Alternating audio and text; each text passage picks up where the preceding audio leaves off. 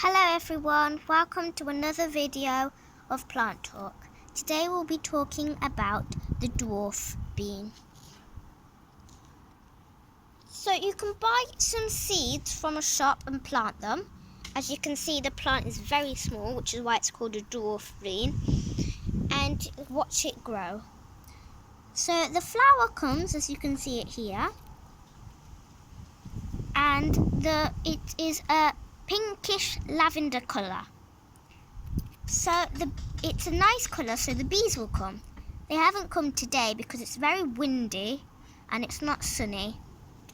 So when they pollinate it, the petals will fall on the ground, and as not a bean, but a very, very tiny bean will start to appear, as you can see here. So this will grow into a really long bean, as you can see here, and it will be ready for eating. A good thing about these plants is that they take nitrogen from the air and put it into their roots, which have nodules in them, which then releases it into the soil.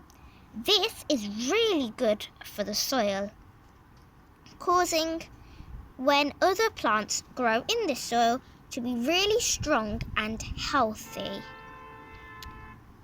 As you see here, we've put some string on for it so that its support will be nice and strong, because sometimes it can fall, so we need it to be nice and strong. Oh look, some animals or insects have been munching the leaves. There's no insect here, so I don't know what it is, but they say the early bird catches a worm, which means the insects must have come in the morning when we're not awake and eaten it.